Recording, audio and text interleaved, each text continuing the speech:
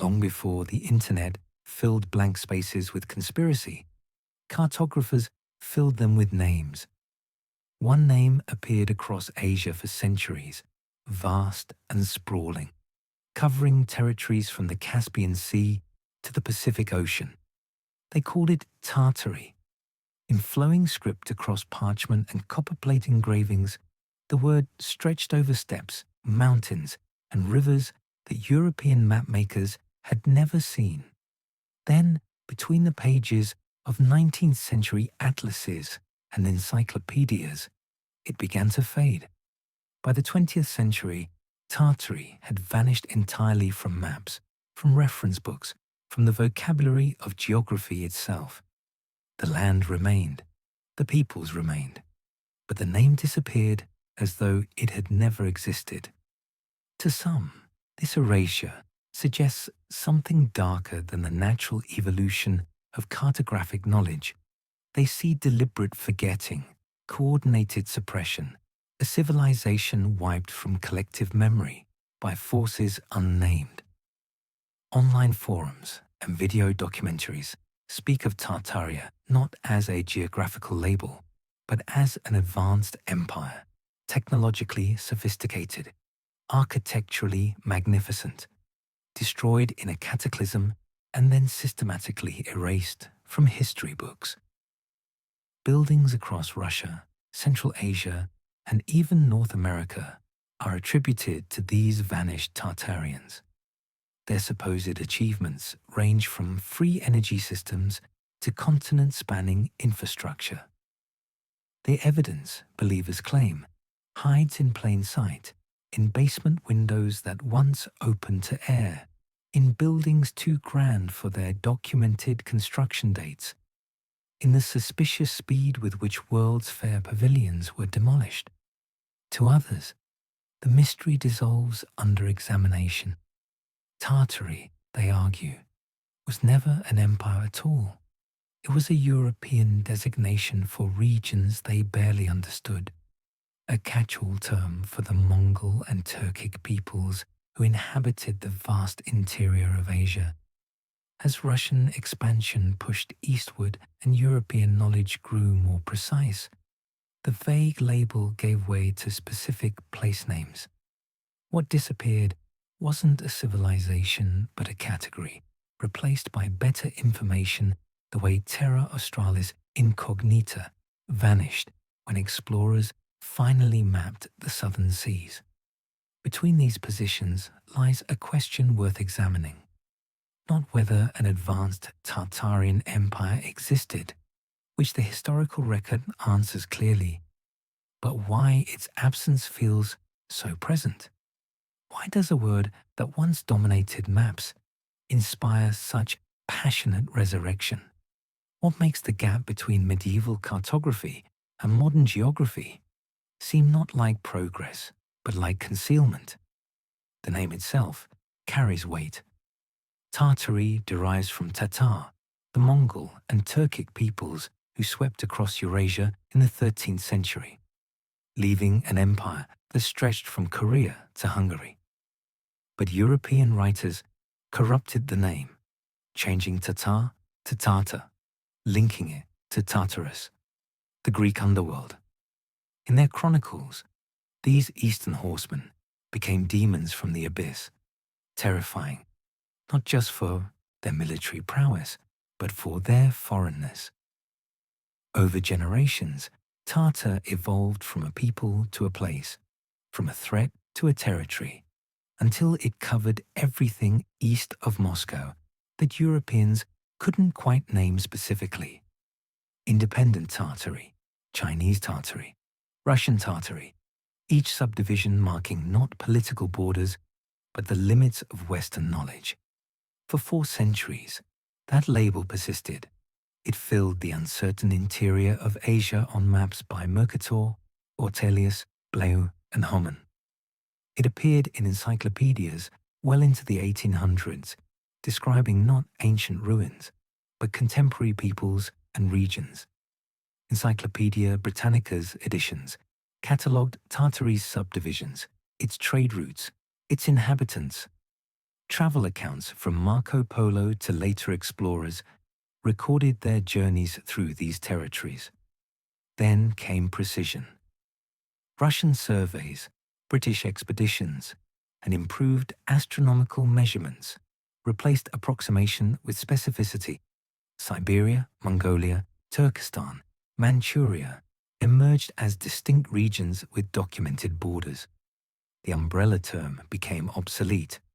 By 1900, no serious geographer used Tartary anymore.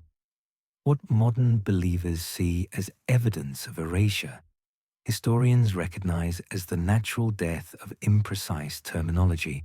The same process erased Cathay when it became China, Abyssinia when it became Ethiopia, Siam when it became Thailand. Names fade when they no longer serve knowledge.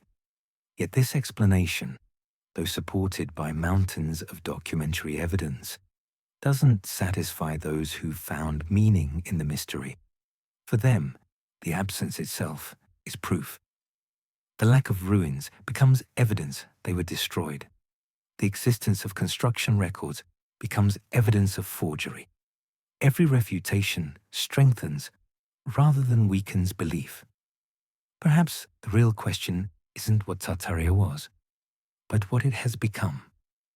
Not an empire lost to time, but a mirror reflecting our present anxieties about truth, authority, and the stories we tell about the past. The first step toward understanding whether Tartaria was erased or simply evolved is to examine what the name actually meant to those who wrote it across their maps. To test whether history was truly rewritten, we must begin where all claims to territory begin, with the documents themselves. What did the encyclopedias, atlases, and travel accounts of the 16th through 19th centuries actually say about Tartary? Before we can evaluate claims of conspiracy, we must establish what the record contains. When modern researchers look for evidence of Tartaria, they point to old encyclopedias as proof, and they're right to look there. The books exist. The entries are real. Encyclopaedia Britannica's 1771 edition devotes multiple pages to Tartary, describing it as a vast region of northern and central Asia.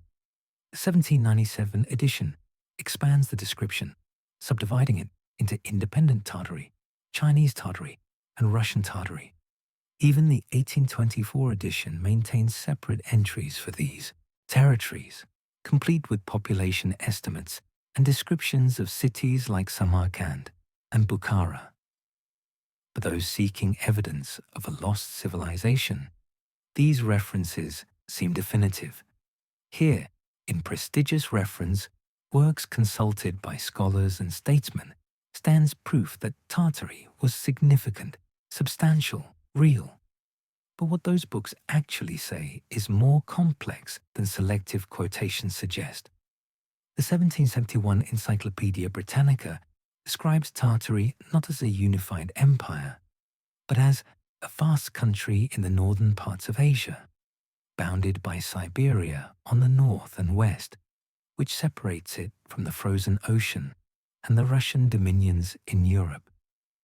The entry continues with geographical boundaries, noting that information about the interior remains uncertain. What follows are descriptions of peoples rather than architecture, of nomadic cultures rather than technological marvels. The Kalmucks, the Uzbeks, the various Mongol tribes each receive attention as distinct groups with separate territories, religions, and governance structures. The encyclopedists present Tartary as a European convenience, a label for regions where precise political boundaries remained unclear to Western observers. Later editions elaborate without fundamentally changing that assessment. They add detail about trade routes, describe the gradual encroachment of Russian authority, note the diversity of languages and customs. The 1797 entry acknowledges that Chinese Tartary includes territories under Qing dynasty control, while Russian Tartary describes lands being absorbed into the Tsarist Empire. Independent Tartary designates those regions not yet claimed by either power. This isn't the language of a unified civilization. It's the vocabulary of colonial map-making, dividing unknown territories by which empire might eventually control them. What's conspicuously absent from these entries is any mention of advanced lost technology, continent-spanning infrastructure, or mysterious cataclysm. The encyclopedias describe contemporary peoples living in ways their ancestors had lived for centuries. Felt tents, horse herds, seasonal migrations. The cities mentioned, Samarkand, Bukhara, Tashkent, are attributed to their actual builders, the settled civilizations of the Silk Road, not to vanished Tartarians. When the texts discuss architecture, they reference Islamic and Persian influences, Buddhist monasteries in Tibet and Mongolia, Russian fortifications pushing eastward. The buildings that conspiracy theorists now attribute to Tartaria appear in these encyclopedias with their proper provenance intact. Travel accounts from the same centuries tell similar stories. Marco Polo, writing in the 13th century, described his journey through the territories of the Great Khan. His observations record the wealth of Kublai Khan's court, the organization of the Mongol postal system, the customs of various peoples encountered along the Silk Road. But Polo never uses the term Tartary. He writes of the Mongol Empire, of Cathay, of the lands under various Khans. The label Tartary appears later in European translations and commentaries, imposed on his narrative by editors who needed to organize his geography for Western readers. Ibn Battuta, the Moroccan explorer who traveled through Central Asia in the 1330s, likewise describes the territories and peoples he encountered without grouping them under a single designation.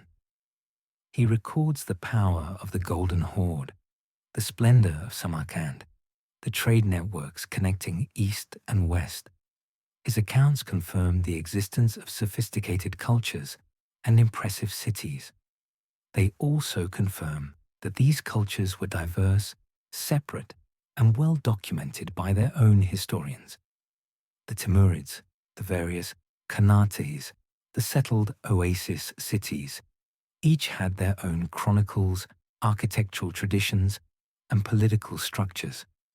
What they lacked was the umbrella term Tartary, which wouldn't be applied to them until European mapmakers needed a label for regions they couldn't differentiate precisely. By the 18th century, European explorers were pushing deeper into these territories with scientific instruments and systematic observation. Russian expeditions mapped Siberia, measured mountain ranges, catalogued flora and fauna. British agents surveyed routes through Central Asia, recording distances, populations, and political allegiances.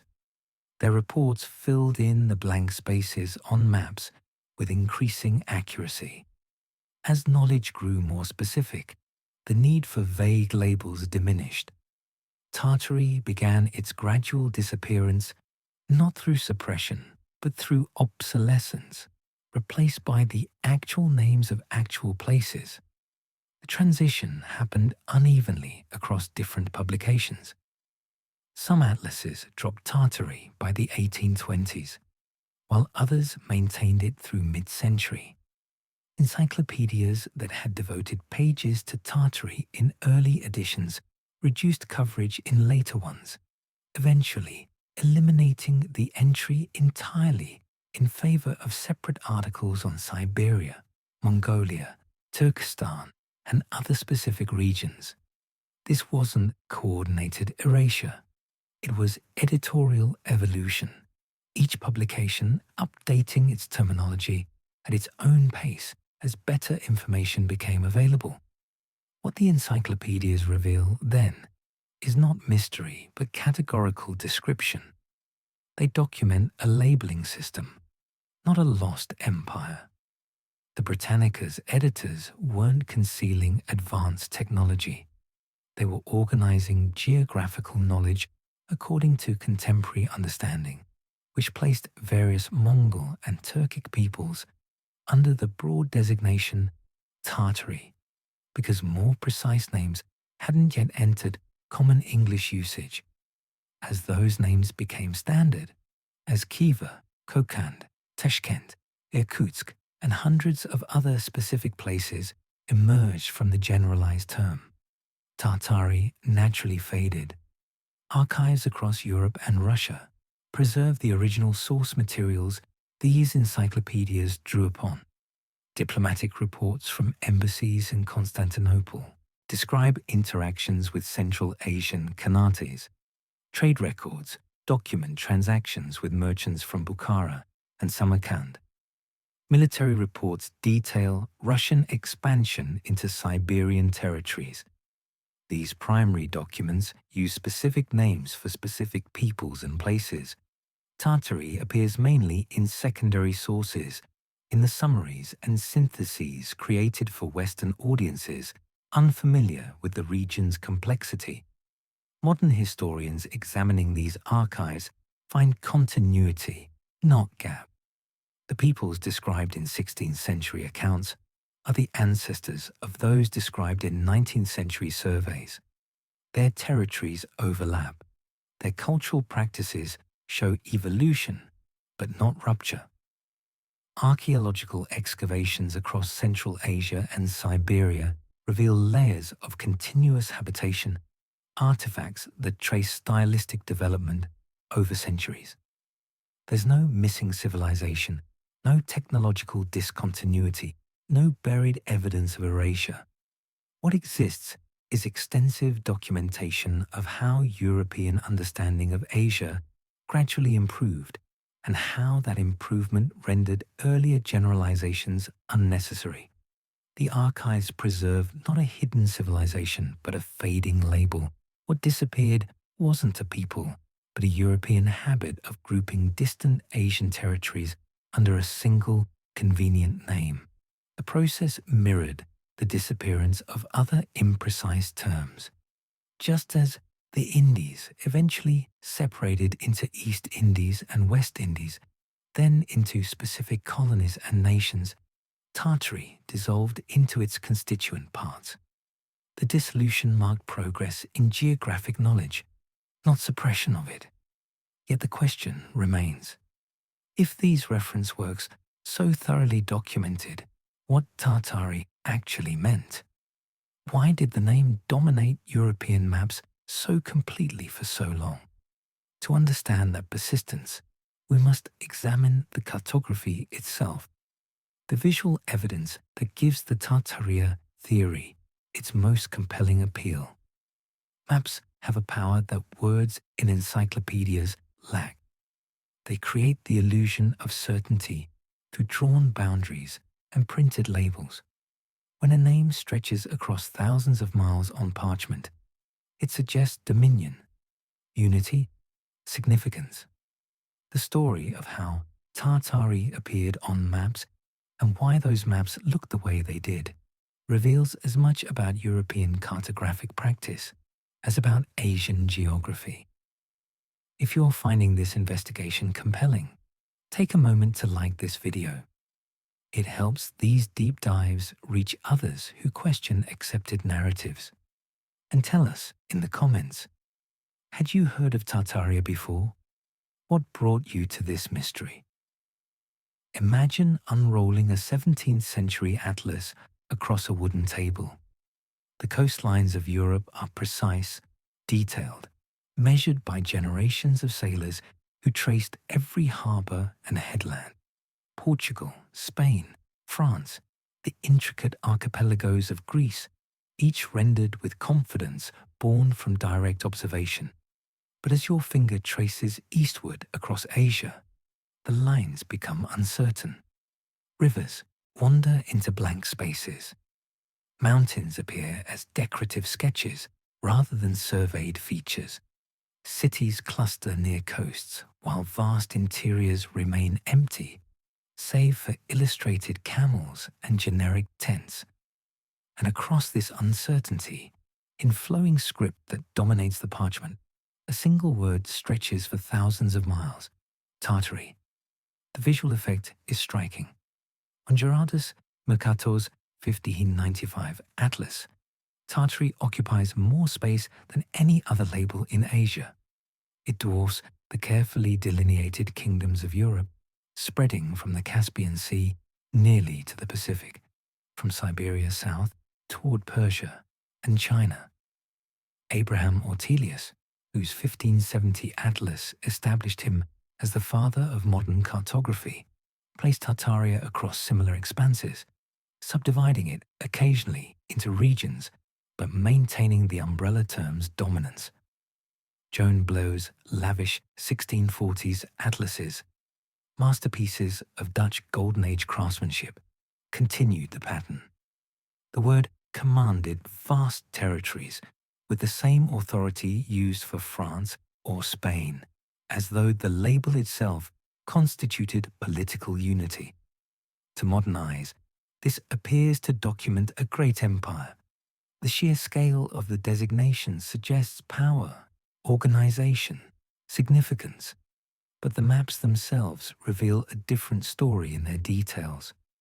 Where European territories show dense networks of cities, roads, and provincial boundaries, Tartary remains sparse. A few cities appear: Samarkand, Bukhara, occasionally others, but they float in undefined space, unconnected by drawn roads or marked borders. Rivers trace uncertain paths, sometimes flowing in directions that would later prove incorrect. Mountain ranges appear as decorative elements rather than surveyed features, stylized peaks that look more like waves than topography. This wasn't deliberate mystification. It was honest cartographic practice confronting the limits of available information. When European mapmakers didn't know the political structure of a region, they labeled it by the peoples reported to live there. Tartary meant the land of the Tartars, just as Ethiopia meant the land of the Ethiopians, and Turkey, the land of the Turks. The size of the label reflected not the power of an empire, but the extent of European ignorance. Every square mile marked Tartary was a square mile about which the cartographer had no more precise information to offer.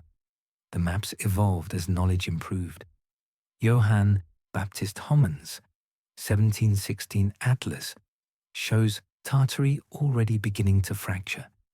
Russian territories push eastward with increasing definition. Chinese borders gain clarity. Independent Tartary shrinks towards Central Asia, squeezed between expanding empires. By the mid-18th century, atlases show the fragmentation accelerating. French cartographers like Jean-Baptiste Danville began using specific regional names derived from indigenous terms and Russian administrative divisions. Siberia emerges as a distinct territory. Mongolia separates from the broader Tatar designation. Turkestan appears, denoting the lands of Turkic peoples with greater precision than the old catch-all term. The transformation wasn't instantaneous or uniform. Some atlases maintained Tartary through the early 19th century, while others abandoned it decades earlier. British atlases tended to drop the term faster than German ones. Russian maps never used it extensively, preferring their own administrative terminology from the start. American atlases, derivative of European models, showed the same gradual transition. What's striking isn't the variation, but the direction. Every revision, every new edition, every updated atlas reduced Tartary's coverage or eliminated it entirely. The trend moved in one direction only, toward greater specificity. This pattern mirrors other cartographic ghosts. Terra Australis Incognita, the great southern continent that appeared on maps for centuries, vanished when explorers finally surveyed the Southern Ocean and found only Antarctica, much smaller than the hypothesized landmass. The kingdom of Prester John, marked on African maps throughout the medieval period, dissolved when Portuguese explorers reached Ethiopia and found Christian kingdoms, but no mythical priest-king empire. California appeared as an island on maps until the early 18th century, when overland expeditions proved it connected to the mainland. Mountains of Kong stretched across West Africa on 19th century maps until explorers proved they didn't exist. In each case, the pattern was identical. Initial reports from travelers created assumptions.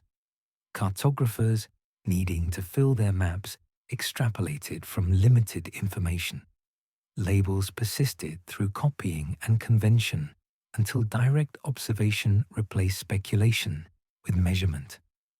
What modern conspiracy theorists interpret as erasure of Prester John or the mountains of Kong, historians recognize as correction of mistakes.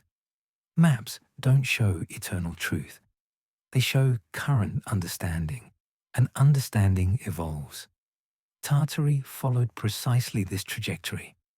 Early maps showed it vast because early explorers had reported Mongol and Turkic peoples across vast territories without mapping those territories in detail.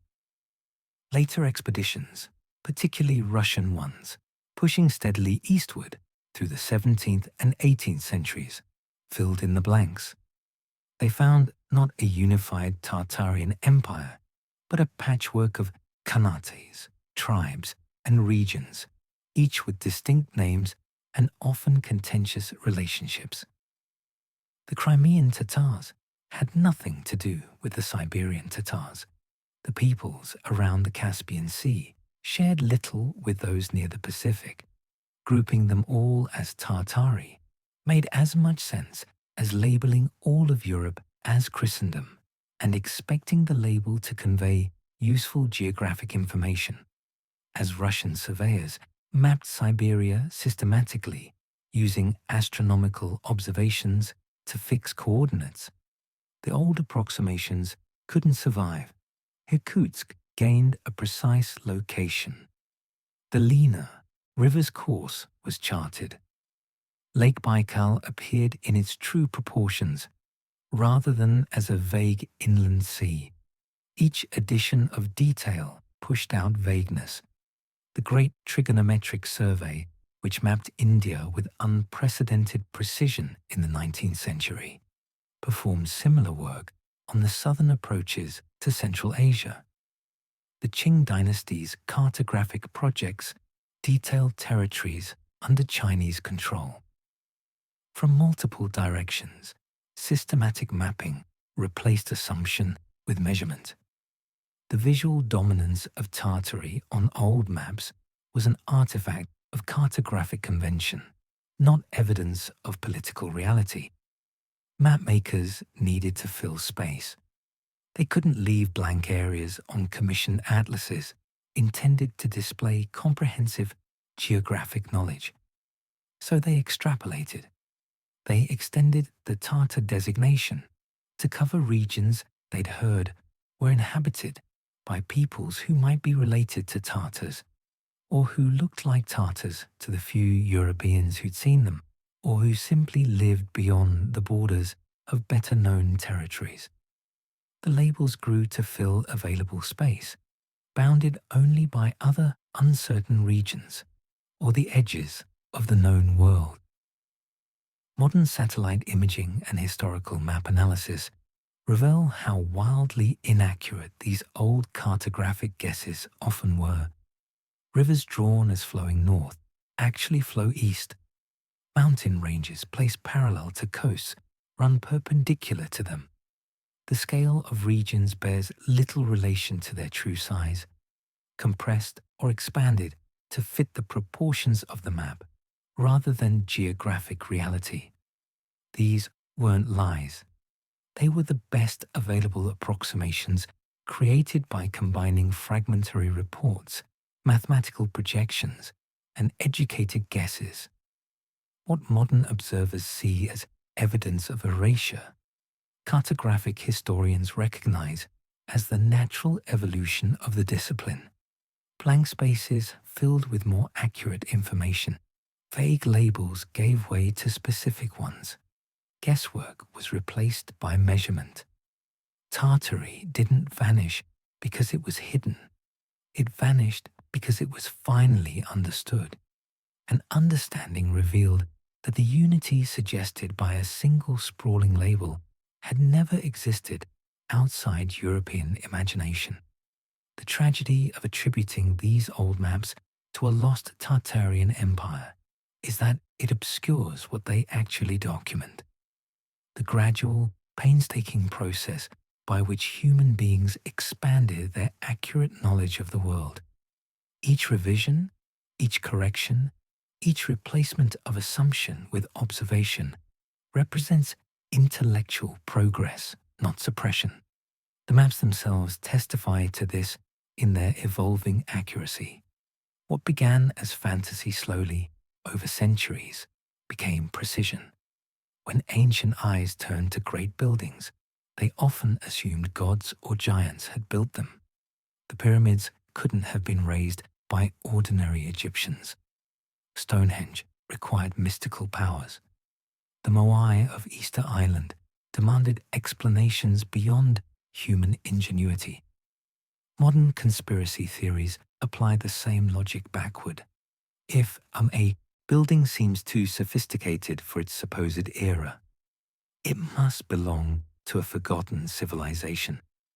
This is where Tartaria moves from maps to mortar, from cartographic labels to actual structures standing in cities across Russia, Central Asia, and even North America. The buildings most commonly attributed to Tartaria share certain characteristics. They're large, ornate, technically complex. Many date from the late 18th through early 20th centuries. They feature decorative elements that seem incongruous to conspiracy theorists. Terracotta friezes, elaborate plasterwork, grand colonnades, intricate domes. St. Basil's Cathedral in Moscow, with its fantastical onion domes and vibrant colors, appears frequently in Tartaria discussions, despite documented construction under Ivan the Terrible, beginning in 1555. The Kazan Cathedral in St. Petersburg, completed in 1811, gets attributed to Tartarian builders, though its architect, Andrei Voronikin, left detailed plans and corresponded extensively about the project. Buildings from the Chicago World's Fair of 1893 become Tartarian palaces, repurposed rather than temporary structures built specifically for the exposition. What unites these attributions is a fundamental misunderstanding of 19th century building techniques and architectural history. The grandeur that seems impossible to modern observers was entirely achievable with period technology and documented methods. Stonemasonry hadn't been forgotten since ancient Rome. It had evolved through centuries of cathedral building, palace construction, and civic architecture across Europe. The Russian Empire, flush with resources and determined to project imperial grandeur, employed thousands of skilled craftsmen, trained in traditional techniques passed down through guilds and workshops. Take the Cathedral of Christ the Savior in Moscow, demolished by Stalin in 1931 and reconstructed in the 1990s. The original, built between 1839 and 1883, required over 40 years of construction by documented crews using conventional methods. Architect Konstantin Ton's plans survive in archives. Financial records detail expenditures on marble, bronze, and skilled labor. Contemporary accounts describe the construction process, the challenges of foundation work, the installation of the massive dome. Nothing about the building's construction was mysterious or advanced beyond its time. What it required was money, labor, and time, all of which the Russian state provided in abundance. The architectural styles that seem so exotic to conspiracy theorists have well-documented lineages. Russian revival architecture, which dominated imperial building projects in the late 19th century, deliberately referenced older Byzantine and medieval Russian forms while incorporating modern engineering. The elaborate facades weren't evidence of lost technology, but of highly trained artisans applying established decorative techniques. Terracotta casting, which produces those intricate surface details, was a standard 19th century method, widely used across Europe and North America. Plasterwork, which creates the illusion of carved stone, had been refined over centuries. These weren't secrets. They were skills taught in trade schools and practiced in workshops across the industrialized world. Central Asian architecture, attributed to Tartaria, tells a similar story. The great mosques and madrasas of Samarkand, Bukhara, and Khiva represent Islamic architectural traditions stretching back centuries, with clear stylistic evolution documented through surviving buildings. The Registan in Samarkand, with its 3 massive madrasas facing a central square, was built primarily in the 15th through 17th centuries under Timurid and later dynasties. Each building phase is documented in historical chronicles. The tilework, the massive iwans, the intricate geometric patterns all follow established Persian and Central Asian traditions. Restoration work in the 20th century revealed construction techniques entirely consistent with the documented periods. Mud brick cores, fired brick facing, glazed tile decoration applied in layers. No anomalies, no mysterious methods, just skilled craftsmen working within their architectural heritage. American buildings present even clearer documentation. The Chicago World's Fair structures that conspiracy theorists claim couldn't have been built so quickly were indeed temporary, constructed using a material called staff, plaster mixed with fiber and water, applied over wooden frames. The method was fast, inexpensive, and produced impressive visual effects. It was also fragile, suitable only for short-term use. When the fair ended, most buildings were demolished because they couldn't survive Chicago winters. They weren't designed to. The Palace of Fine Arts, one of the few structures built with permanent materials, still stands, proving that buildings meant to endure were constructed differently from the temporary exhibition halls. Construction photographs from the era remove any ambiguity. Images show the wooden skeletons of fair buildings, the application of staff over frames, the painting and decoration in progress.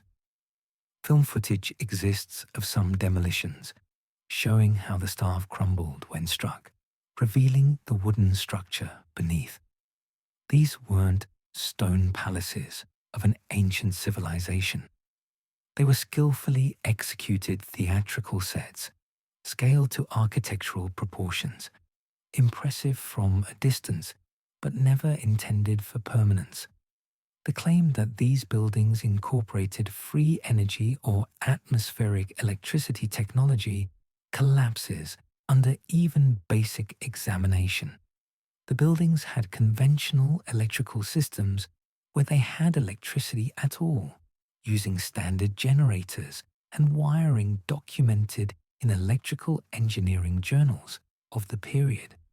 The decorative elements that conspiracy theorists identify as energy collectors, spires, domes, ornamental metalwork, served purely aesthetic or structural functions.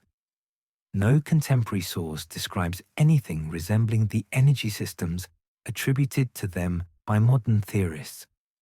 Electrical engineers of the era published extensively about their work. Their writings describe generators, transformers, distribution systems, and the considerable challenges of early electrification. They don't describe free energy or atmospheric collection because those technologies didn't exist. Building permits, construction contracts, labor records, and material invoices survive in archives for thousands of these supposedly mysterious structures. They detail everything from foundation excavation costs to the prices paid for marble and bronze. They name contractors, subcontractors, and suppliers. They record labor disputes, construction delays, budget overruns, and technical problems. This documentation is mundane, tedious, and comprehensive. It describes buildings erected by humans using human methods, with all the complications that entails. What architectural historians recognize in these buildings is not mystery, but achievement. The late 19th and early 20th centuries saw remarkable building projects across the industrializing world. Improved steel production enabled larger structures. Better cement formulations allowed for more ambitious foundations. Railways could transport materials previously too costly or difficult to move. The grandeur of the period's architecture reflects genuine technological progress within documented building traditions, not the remnants of a lost civilization. The buildings themselves carry evidence of their construction in their physical fabric. Restoration work and structural analysis reveal building techniques perfectly consistent with their documented eras.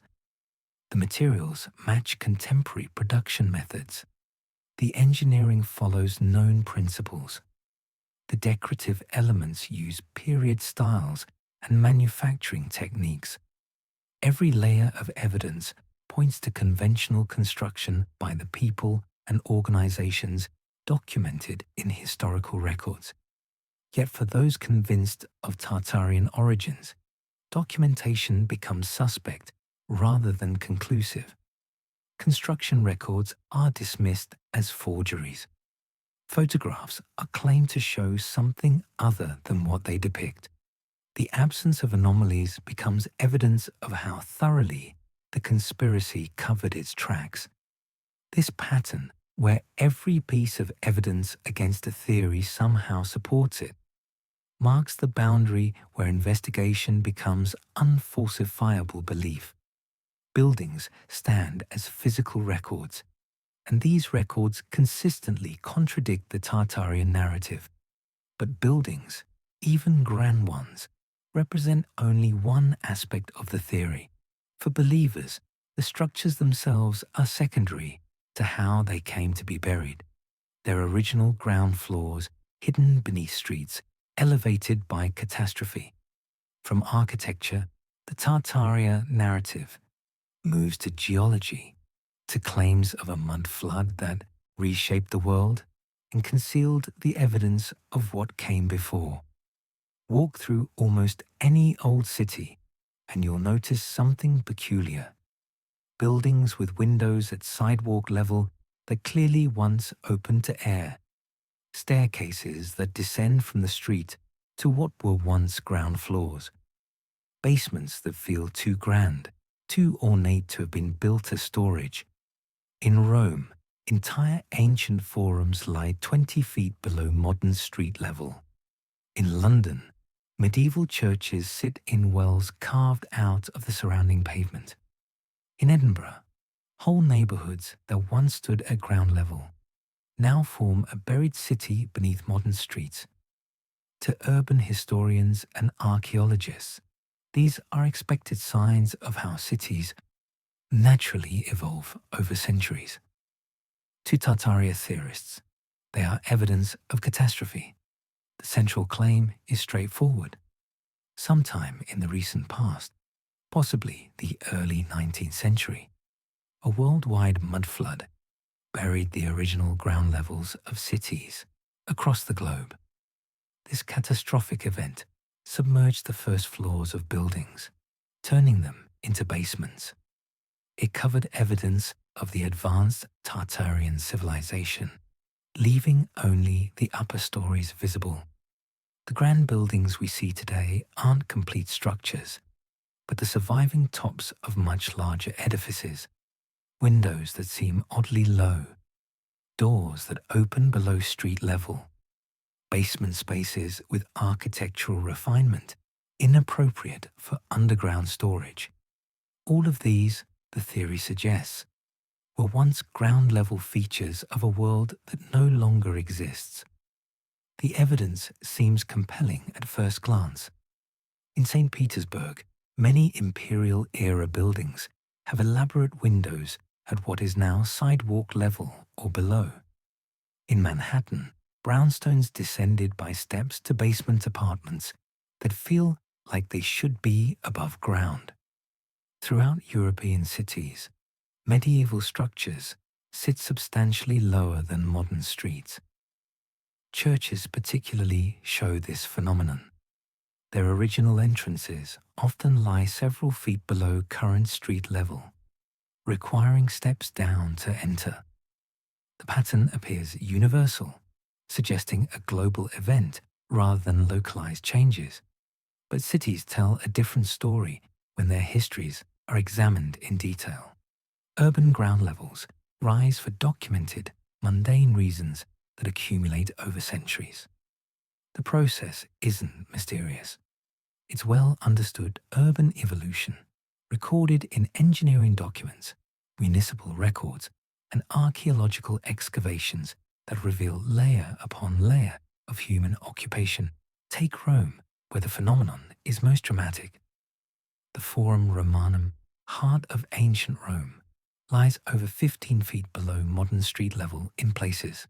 The Arch of Septimius Severus, built in 203 CE, had its base buried so deeply that medieval Romans didn't realize it was an arch. They thought it was just a wall. Yet archaeologists who've excavated the Forum understand exactly how this happened. Rome was continuously occupied for over 2 millennia. Each generation built atop the ruins and debris of previous ones. Buildings collapsed in fires or earthquakes. New structures rose on the rubble. Streets accumulated trash, construction waste, and organic debris. Over centuries, the ground level crept steadily upward while ancient structures, gradually buried, became foundations for new buildings. Archaeological digs in Rome reveal this process in cross-section. The stratigraphy shows distinct layers corresponding to different historical periods. Bronze Age occupation sits deepest. Republican-era structures lie above that. Imperial buildings rise higher. Medieval construction crowns the sequence. Each layer represents decades or centuries of accumulated material. The rate of accumulation varies by location and period, but averages roughly 1 foot per century in continuously occupied areas. In 2,000 years, that produces 20 feet of elevation change, precisely what's observed. London shows the same pattern with equal clarity. The Roman city of Londinium lies substantially below modern street level.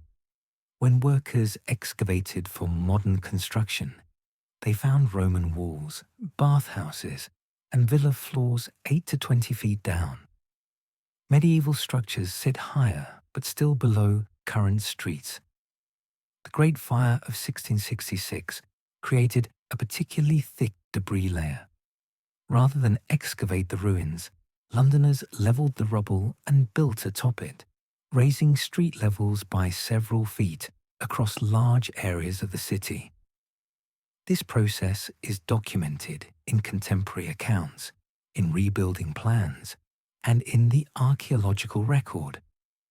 Seattle offers perhaps the clearest example because its street raising happened recently enough to be photographed at every stage. After the Great Fire of 1889 destroyed much of the city's downtown, civic leaders decided to address chronic flooding problems by raising the street level 1 to 2 stories. Engineers documented the entire process. They built new streets atop the old ones using fill and retaining walls. Businesses initially operated from the old ground level, while new sidewalks and streets were constructed above them. Eventually, the old ground level became underground passages and basements. Today, Seattle's underground tour takes visitors through these buried streets, showing old storefronts, sidewalks, and building facades that once faced open air. The process wasn't catastrophic. It was deliberate urban engineering, planned and executed over several years. Edinburgh's buried streets formed through similar deliberate construction. The city, built on multiple levels due to its hilly topography, repeatedly built bridges to span valleys between hills. These bridges became new streets, with buildings constructed along them. The ground-level streets beneath became progressively darker and less desirable, eventually serving as slums before being sealed off. The entire process is documented in city records, architectural plans, and contemporary descriptions. Nothing sudden or mysterious occurred. Urban development simply created layers, with newer construction literally rising above older neighborhoods. European cities raised streets for practical reasons throughout the medieval and early modern periods. The primary motivation was drainage and sewage. Medieval streets were often unpaved or poorly paved, prone to becoming quagmires of mud and waste. Raising street levels and improving drainage was a constant battle. Cities would periodically resurface streets, each time adding a few inches or feet of material. Over centuries, this accumulated substantially. When underground sewage systems were installed in the 19th century, street levels often rose further to accommodate the new infrastructure. Engineering records from 19th century urban improvement projects document this process exhaustively. Paris's transformation under Baron Haussmann in the 1850s and 1860s included massive street regrading and sewer installation. Contemporary photographs and engineering drawings show old buildings remaining at their original levels, while new streets rose around them, creating the basement windows and sunken ground floors that now seem mysterious. London's Metropolitan Board of Works performed similar projects throughout the Victorian era, documented in thousands of pages of reports, budgets, and technical specifications. The geological impossibility of a global mud flood reinforces what historical records already demonstrate. For mud to bury buildings worldwide simultaneously, it would require either massive flooding, depositing sediment uniformly across continents, or volcanic activity on a scale that would have left unmistakable evidence in ice cores, tree rings, and geological strata. No such evidence exists. Ice cores from Greenland and Antarctica, which preserve annual layers going back hundreds of thousands of years, show no global catastrophe in the past millennium. Tree ring data from long-lived species like bristlecone pines and oak shows no growth disruption, consistent with global catastrophe. Sediment cores from lakes and oceans worldwide display no sudden deposition layer dating to the 18th or 19th centuries. Localized mud flows and flooding do occur and leave dramatic evidence. The eruption of Mount Vesuvius in 79 CE buried Pompeii and Herculaneum under volcanic ash and mud. The cities were genuinely entombed, their buildings preserved at their original levels. When excavated centuries later, they revealed complete structures from ground level up, with no suggestion that their first floors had been basements. Real catastrophic burial looks nothing like the gradual street level changes seen in living cities. The Tartaria mud flood theory requires ignoring everything cities actually document about their own development. It requires dismissing centuries of engineering records, archaeological excavations, contemporary accounts, and geological data. It asks us to believe in a global catastrophe that left no trace except the ordinary evidence of how cities naturally grow upward over time. Cities rise, ground levels shift, streets get resurfaced, sewers get installed, ruins get built over. This isn't erasure. This is time, acting as it always has, layer upon layer, century upon century. What looks like evidence of sudden catastrophe is actually evidence of continuous human habitation, each generation literally standing on the shoulders of those who came before. In 1893, Chicago built a city of white palaces on the shore of Lake Michigan.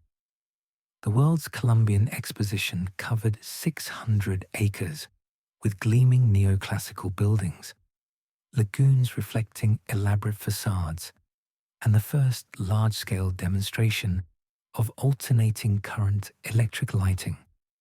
Over 27 million visitors passed through its gates during 6 months of operation, marveling at structures that seemed to materialize from nowhere. The Palace of Fine Arts, with its massive dome, the manufactures and liberal arts buildings spanning 31 acres under a single roof, the transportation building with its polychrome golden door. Contemporary newspapers called it the White City, a vision of urban beauty and technological achievement. Then, after the fair closed in late October, most of it was demolished. To architectural historians, this was the expected end of temporary exhibition spaces built for a specific purpose. To Tartaria theorists, it was destruction of evidence. The scale and grandeur of World's Fair buildings fuel much of the conspiracy. How, believers ask, could structures so magnificent be built so quickly? The Chicago Fair's main buildings rose in less than 3 years. The 1904 Louisiana Purchase Exposition in St. Louis constructed over 1,500 buildings across 1,200 acres in similar time. Buffalo's Pan American Exposition in 1901, San Francisco's Panama Pacific International Exposition in 1915. Each erected vast complexes within narrow construction windows, then demolished them shortly after closing. The pattern seems impossible unless the buildings weren't newly constructed at all, but rather existing Tartarian structures repurposed for the fairs and subsequently destroyed to hide their true origins. The explanation lies in the materials and methods used for fair construction, which were fundamentally different from permanent architecture. Fair buildings employed a material called staff, a mixture of plaster of Paris, cement, glycerin, and fiber, usually hemp or jute. This compound could be molded when wet, hardened to a stone-like finish when dry, and painted to resemble marble or limestone. Applied over wooden frames, it produced impressive visual effects quickly and inexpensively. The method wasn't secret. Trade journals and architectural publications of the period describe staff composition and application techniques in detail. Manufacturers advertised their staff products to contractors and builders. The process was well understood, widely used, and thoroughly documented. The wooden frame system made rapid construction possible. Carpenters erected skeletal structures using standard lumber and conventional joinery. The frames didn't need the elaborate foundations of permanent buildings because they only had to support themselves for a limited period. Once frames were up, workers applied staff in layers, building up decorative elements, columns, cornices, and sculptural details. The work could proceed quickly because multiple crews worked simultaneously on different buildings, and the staff tried fast enough to allow continuous progress. Weather permitting, a large building could go from bare frame to fully decorated exterior in a matter of months. Chicago's construction is perhaps the best documented of any fair. Photographs exist showing nearly every stage of the process. Early images show the site, preparation, grading, and drainage work beginning in 1891. Subsequent photos document wooden frames rising throughout 1892, skeletal structures that would soon disappear beneath staff coating. Later images show the application of staff, the painting of facades, and the installation of decorative elements. Contemporary publications like Scientific American and Engineering News printed detailed descriptions of construction methods, material costs, and building techniques. Nothing about the process was hidden. The speed of construction was considered impressive, but entirely explainable by the methods employed and the temporary nature of the structures. The fragility of staff made it unsuitable for permanent architecture. It absorbed moisture, making it vulnerable to freeze-thaw cycles. It couldn't bear significant loads. It cracked and crumbled under stress. Fair organizers knew this and planned accordingly. Buildings were designed to last one season, maybe two. When the Chicago Fair closed, demolition began almost immediately. Some buildings were damaged by fire shortly after the fair ended. Others were systematically dismantled. The staff coating, when struck with sledgehammers, broke apart easily, revealing the wooden frames beneath. Workers salvaged reusable lumber and discarded the rest. The process was photographed. Film footage exists showing some of the demolition, though much has been lost to time. Several Chicago Fair buildings do survive, proving that structures meant to endure were built differently. The Palace of Fine Arts, now the Museum of Science and Industry, was constructed with more permanent materials from the start. Its frame is steel, its exterior is brick and limestone, its foundations are deep and solid. It survived because it was designed to survive.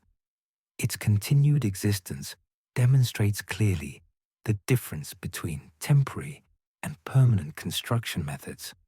If all the fair buildings had been genuine permanent structures, more would have endured. Instead, only those specifically built for longevity remain. The Buffalo Pan American Exposition of 1901 followed identical methods. Trade publications documented the extensive use of staff over wooden frames. Contemporary accounts described the color scheme, which departed from Chicago's all-white palette to incorporate vibrant hues across different structures. Photographs show construction in progress, with frames and partial staff application visible.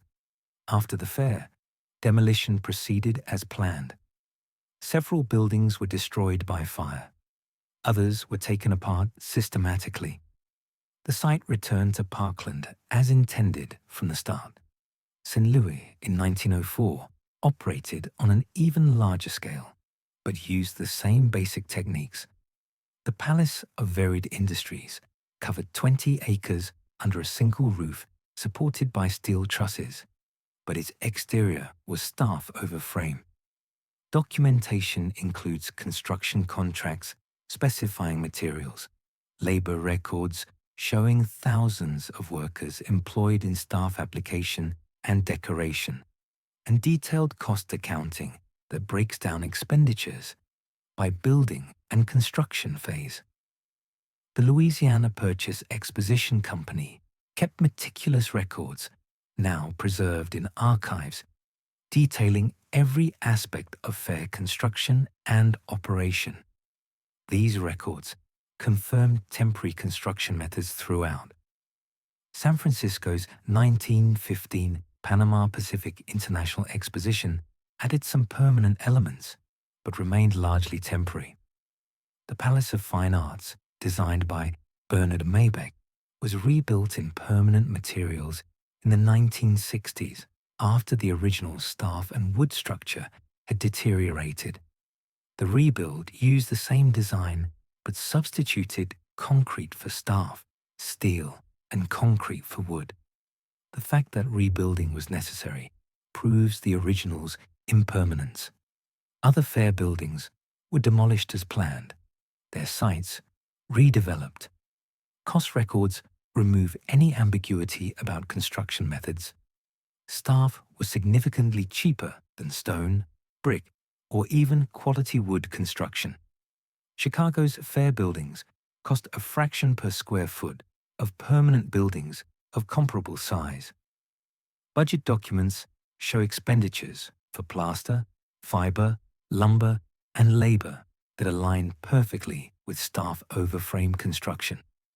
If these had been existing masonry structures, merely repurposed, the costs would have been different: maintenance and adaptation, rather than new construction. The financial records match the physical evidence and contemporary descriptions in confirming temporary construction. Technical specifications from the fairs describe staff composition precisely. The Chicago formulation typically used 1 part plaster of Paris, 1 part cement, with glycerin added to prevent cracking and fiber for tensile strength. Workers mixed batches on site and applied the material while plastic. Decorative elements were often cast in molds and then attached to the frame structure. The entire system was engineered for speed, economy, and visual impact over short time spans. It succeeded brilliantly at those goals while being fundamentally unsuited for permanence. Electrical systems in the fairs used conventional technology of the period. Chicago's electrical installation was revolutionary for its scale, not its underlying principles.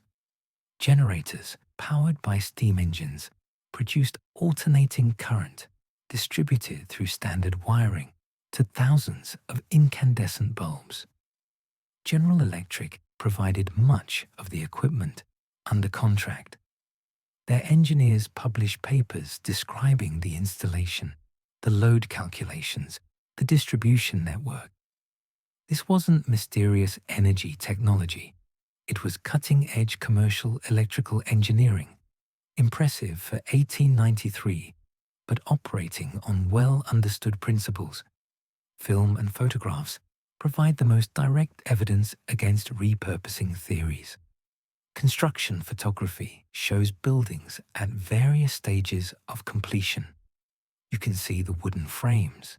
You can see workers applying staff. You can observe scaffolding, construction equipment, and materials being delivered. Demolition photography shows the reverse process: structures being dismantled, staff breaking apart, wooden frames collapsing. Some of this imagery is grainy and limited by the technology of the period, but it exists and consistently shows what documentary evidence describes: temporary buildings erected for specific purposes and then removed. The survival rate of fair buildings correlates perfectly with their construction methods. Buildings made with permanent materials endured. Those built with staff and frame didn't. There's no mystery in this pattern. It's exactly what would be expected if conventional accounts were accurate. If these had been Tartarian structures already existing, the survival pattern would be different. More would have lasted. Their materials would have been different. Their construction would have shown techniques inconsistent with the documented period. Architectural historians who study world's fairs recognize them as remarkable achievements of temporary architecture. They represent an entire building philosophy aimed at creating impressive spaces for limited timeframes. The skill involved was genuine. The visual impact was powerful. The engineering, while temporary, was sophisticated. These weren't failures or frauds. They were successful examples of purpose-built exhibition architecture that achieved exactly what their designers intended. What makes the fairs controversial to Tartaria theorists isn't evidence of mystery, but the existence of documentation. The fairs were too well recorded, too thoroughly photographed, too extensively described in contemporary sources to fit easily into conspiracy narratives, so the documentation itself becomes suspect. Construction photos are dismissed as showing something other than new construction. Financial records are deemed forgeries. The very completeness of the evidence becomes, paradoxically, proof of conspiracy rather than confirmation of conventional history. This inversion, where documentation against a theory somehow supports it, marks where investigation ends and unfalsifiable belief begins. Every conspiracy theory requires not just a hidden truth, but a hidden hand. Someone must have done the hiding. In the Tartaria narrative, that role is usually assigned to a shadowy elite, sometimes Freemasons, sometimes Jesuits, sometimes the Rothschild family, sometimes a vaguer constellation of global powers, or those who control education and media. These groups, the theory goes, orchestrated a worldwide rewriting of history, suppressing knowledge of the advanced Tartarian civilization and replacing it with the false narratives taught in schools and universities. The specifics vary by teller, but the structure remains constant. A powerful few concealed truth from the many, and only the diligent researcher can now piece together what was hidden. This framework isn't new to Tartaria. It echoes conspiracy theories that have circulated for centuries. The supposed Illuminati control of world events. The theory that Jesuits manipulate governments from behind the scenes. Claims that Freemasons embed occult symbols into civic architecture. The alleged machinations of banking families directing global finance toward sinister ends. What's striking about these recurring antagonists is their consistency across a different conspiracy narratives. The same groups appear whether the theory concerns assassinations, monetary policy, archaeological cover-ups, or historical revision. They function less as specific organizations with documented activities and more as archetypal villains, the hidden manipulators that conspiracy thinking requires. The Tartaria theory expands this framework into what believers call a reset, a periodic destruction and rebuilding of civilization that erases previous advanced societies. According to this version, human history operates in cycles. Advanced civilizations rise, achieve technological sophistication, then are destroyed by cataclysm or deliberate action. Survivors are reduced to primitive states, forgetting their own past. A controlling elite preserves hidden knowledge through secret societies, using it to maintain power while keeping the masses ignorant. evidence of previous civilizations, Tartarian buildings, unexplained architectural sophistication, anomalous artifacts, represents fragments that survived the erasure. This cyclical history narrative has deep roots. Theosophical movements of the late 19th century, particularly Helena Blavatsky's writings, proposed similar schemes of root races and destroyed civilizations. Atlantis theories have long suggested advanced prehistoric societies lost to catastrophe. Immanuel Velikovsky's mid-20th century proposals about catastrophic cosmic events reshaping history and memory found audiences despite rejection by mainstream scholars. What Tartaria theory does is apply this template to the recent past rather than prehistoric times, claiming that the reset happened not millennia ago, but within the last few centuries. The appeal of such narratives operates on multiple psychological levels. At the most basic, they offer pattern recognition, something human brains excel at and actively seek. When confronted with information that seems inconsistent, old buildings that appear too sophisticated, historical labels that changed, structures that share architectural elements across vast distances, the mind searches for explanatory patterns. Conspiracy theories provide clear, simple patterns. It's all connected, all part of a coordinated plan. The alternative, that historical development is messy, complex, influenced by countless factors operating independently, satisfies less completely. Simplicity, even false simplicity, has psychological appeal that complexity cannot match.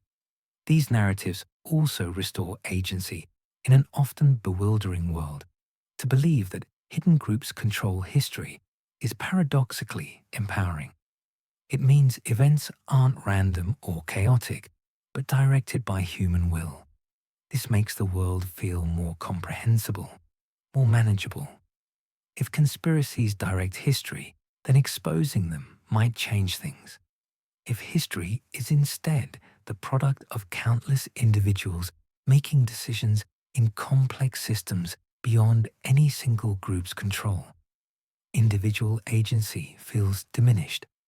The conspiracy theory offers the believer a role, the awakened investigator who sees what others miss, that carries more psychological satisfaction than being one voice among billions in systems too vast to comprehend fully.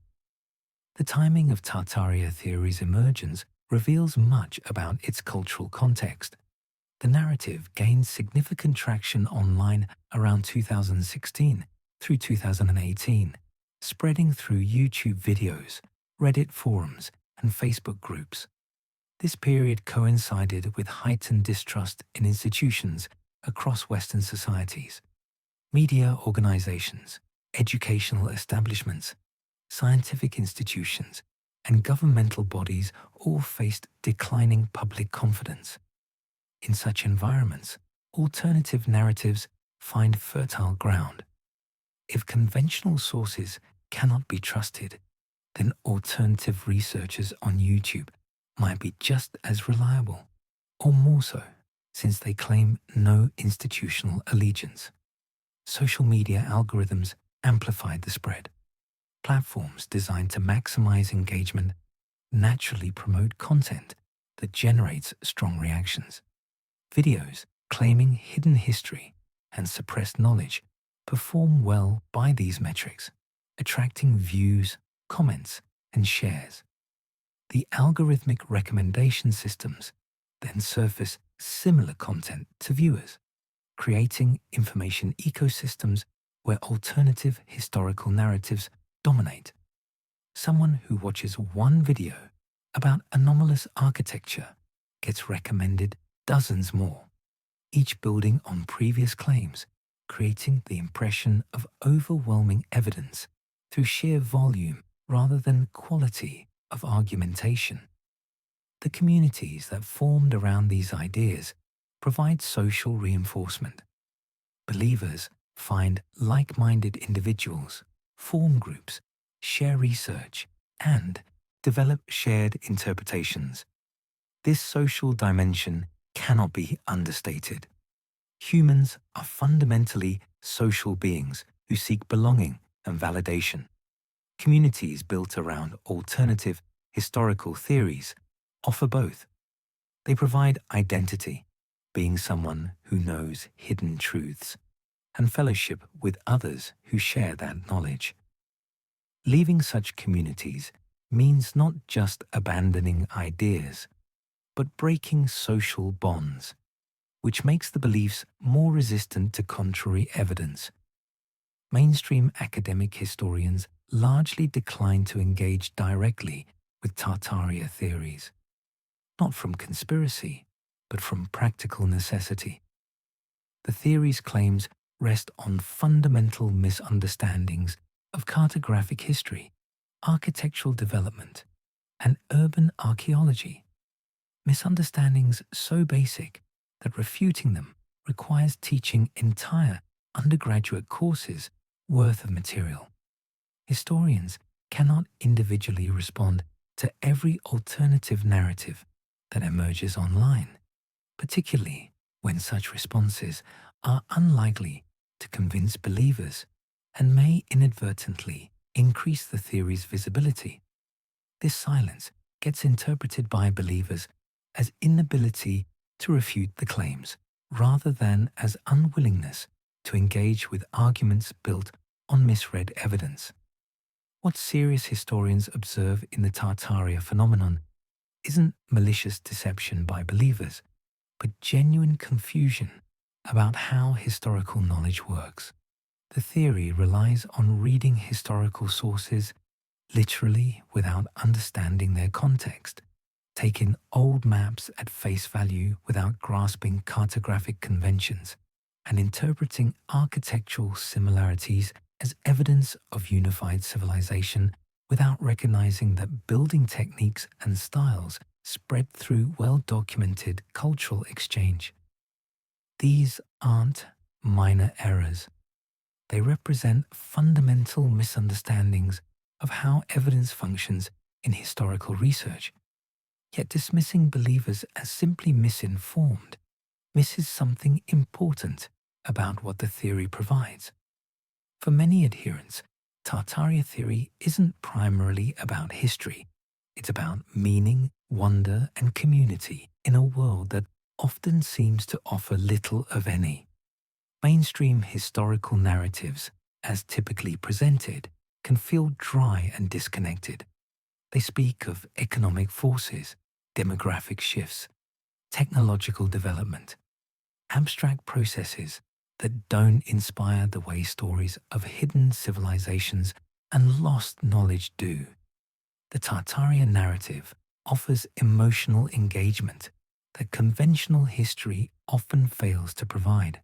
The psychological architecture of the theory serves real needs. It transforms confusion into clarity. It converts powerlessness into agency. It replaces isolation with community. It substitutes meaninglessness with purpose. These are not trivial benefits. They address genuine human requirements that modern society often leaves unmet. That the narrative accomplishes this through historically inaccurate claims doesn't diminish its psychological effectiveness. If anything, the emotional and social benefits. The theory provides help explain why contrary evidence fails to dissuade believers. You cannot refute feelings of belonging with facts about cartography. Understanding why the Tartaria theory resonates requires acknowledging both its historical inaccuracy and its emotional validity. The theory is wrong about the past, but right about something in the present. The people need mystery, need agency, need to feel that hidden knowledge might exist that could make sense of the world. Academic history, for all its rigor and accuracy, rarely addresses these needs directly. It assumes that truth itself should be satisfying, that accurate knowledge of how cities actually developed or how cartographic terminology actually changed should engage people sufficiently. For many, it does not. The irony is that actual history, the real stories of human migration, cultural exchange, technological development, and the messy, contingent ways that civilizations actually form and change, contains more genuine wonder than the simplified narratives of hidden empires. But that wonder requires sustained engagement with complexity, comfort with ambiguity, and acceptance that some questions lack clean answers. Conspiracy theories demand less intellectually while providing more emotionally. The trade-off appeals to enough people that alternative historical narratives will continue emerging regardless of academic refutation. To understand why this particular theory found such purchase requires returning to what Tartary actually was, not the mythologized empire, but the real territories and peoples who bore that name. The historical record may offer less dramatic revelation than conspiracy theories, but it provides something more valuable: connection to actual human beings who lived actual lives in these regions. Their stories, properly understood, require no embellishment to be fascinating. The irony of the Tartaria conspiracy is that in searching for a hidden advanced civilization, believers have obscured the actual peoples who lived there, cultures with rich histories, sophisticated governance systems, and real accomplishments that need no embellishment. The territories Europeans labeled Tartary were never empty. They were home to diverse populations with distinct identities, languages, and traditions. These weren't primitive peoples awaiting European categorization. They were sophisticated societies whose complexity the label Tartary failed to capture. The confusion begins in the 13th century with the Mongol conquests, when Genghis Khan and his successors swept across Eurasia between 1206 and 1294. They created the largest contiguous land empire in history, stretching from Korea to Hungary. European chroniclers, receiving reports of these invasions, struggled to name the invaders. Some Mongol tribes and allied groups were called Tatars, particularly those in the vanguard of Western campaigns. European writers corrupted this to Tartar, perhaps influenced by Tartarus, the Greek underworld, given the terror these invasions inspired. Chronicles from the period describe them as demons from hell, conflating military threat with cosmic evil. As the Mongol Empire fragmented into successor states, the Golden Horde, the Ilkhanate, the Chagatai Khanate, the Yuan dynasty, European observers continued using Tartar as a catch-all term for the various Turkic and Mongol peoples who inhabited these realms. This was partly ignorance, partly convenience. Medieval Europeans had limited direct contact with inner Asian peoples. What information they received came through intermediaries, often garbled in translation. Using one name simplified description, even as it obscured reality. The actual Tatar peoples, distinct from the broader label Europeans applied, had their own histories and identities. The Volga Tatars, who settled along the Volga River and around the city of Kazan, developed a sophisticated Muslim culture, blending Turkic traditions with influences from Persian, Arab, and Russian neighbors. When Ivan the Terrible conquered Kazan in 1552, the Volga Tatars became subjects of the expanding Russian Empire, but they maintained linguistic and religious distinctiveness. Today, the Republic of Tatarstan within Russia has a population of nearly 4 million. roughly half Tatar, preserving language, traditions, and Islamic practice despite centuries of Russian rule. The Crimean Tatars, who controlled the Crimean Peninsula and surrounding steppes from the 15th to 18th centuries, maintained a powerful Khanate that raided neighboring territories and participated actively in Black Sea trade networks. Their relationship with the Ottoman Empire brought architectural and cultural influences visible in surviving buildings in Crimea. Russian annexation of Crimea in 1783 ended their independence, and Stalin's forced deportation of Crimean Tatars to Central Asia in 1944 nearly destroyed the culture. Survivors and their descendants maintain identity and have partially returned to Crimea, though their history since Russian annexation has been marked by suppression and displacement. Siberian Tatars, less numerous but historically significant, inhabited regions of western Siberia, particularly around Tobolsk and along the Irtysh River. Russian expansion into Siberia in the 16th and 17th centuries gradually incorporated these populations into the empire. Their cultures blended Turkic linguistic heritage with adaptations to Siberian environments, developing distinctive subsistence patterns and social organizations suited to the harsh climate. These groups, though all labeled Tatar, were not unified politically or culturally. They spoke related but distinct Turkic languages. Their religious practices varied, with most following Islam, but incorporating different Sufi orders and local traditions. Their material cultures adapted to different environments. The settled, agricultural societies of the Volga differed markedly from the semi-nomadic patterns of steppe groups. Governance structures ranged from centralized khanates to looser tribal confederations. What united them in European minds was primarily geography. They lived in the vast interior of Asia and their historical connection to the Mongol conquest. Beyond these Tatar groups, the territories labeled Tartary on European maps included dozens of other distinct peoples. Kazakhs, Kyrgyz, Uzbeks, Turkmen, Mongols proper, Manchus, and numerous smaller ethnic groups each had their own languages, traditions, and histories.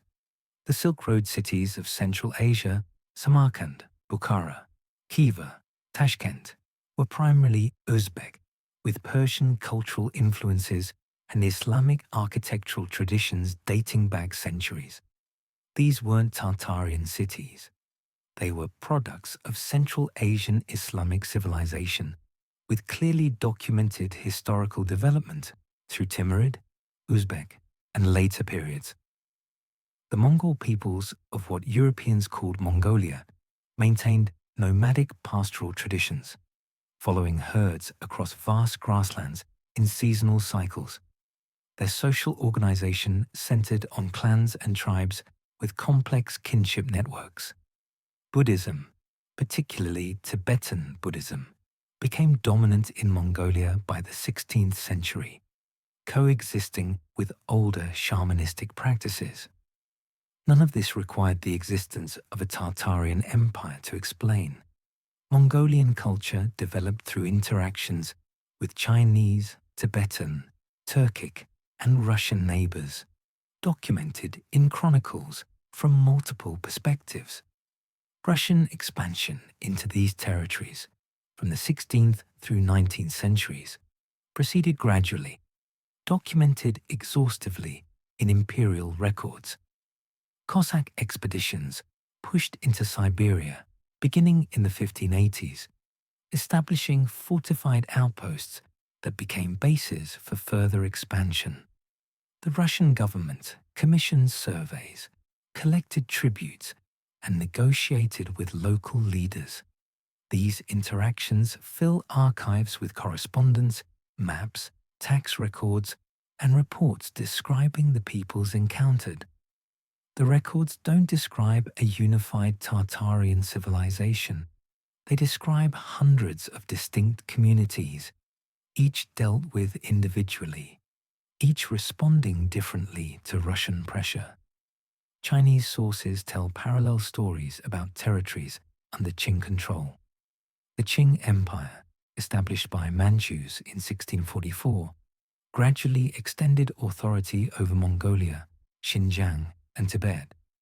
Chinese administrative records describe the peoples and regions in detail, using Chinese geographic terms rather than the European label Tartari.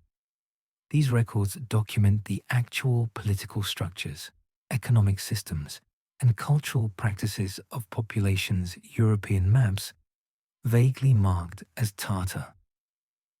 Archaeological evidence across Central Asia and Siberia reveals continuous cultural development without sudden ruptures or disappeared civilizations. Excavations show pottery styles evolving, metallurgical techniques improving, settlement patterns shifting, all the gradual changes expected in living cultures adapting to environmental, economic, and political pressures. No archaeological sites suggest the existence of an advanced Tartarian civilization different from the documented cultures of the region. Modern descendants of these peoples maintain cultural continuity. Tatar communities preserve languages that show clear linguistic descent from earlier forms. Religious practices continue traditions traceable through historical records. Material culture, textiles, metalwork, architectural styles shows evolutionary development consistent with documented history. If a completely different civilization had been erased and replaced, this continuity would be impossible. Cultural practices don't survive genocides or complete historical rewrites, yet these cultures show unbroken development through the very period when Tartaria supposedly vanished. What's lost in the Tartaria myth is precisely these real peoples with their real histories. By imagining a unified advanced empire, the theory erases the diversity, complexity, and genuine achievements of the many cultures that actually inhabited these territories. The Volga Tatars' preservation of Islamic scholarship through Russian domination, the Crimean Tatars' survival despite deportation, the Silk Road cities' role in transcontinental trade and cultural exchange. These actual histories are more remarkable than any invented empire. The tragedy of the conspiracy isn't just that it's historically inaccurate, it's that it replaces documented human experience with fantasy. When believers point to buildings in Central Asia and attribute them to vanished Tartarians, they ignore the Uzbek, Tajik, and Turkmen architects and craftsmen who actually built them. When they claim sophisticated urban planning as evidence of lost civilization, they overlook the very real sophistication of Islamic Central Asian city design, developed over centuries through documented cultural processes. These peoples weren't waiting for European labels to define them. They had their own names, their own histories, their own understandings of who they were. The term Tartary was never theirs. It was imposed from outside by observers who couldn't or wouldn't distinguish between different groups. As European knowledge improved, the label faded because it had never accurately described the reality it claimed to encompass.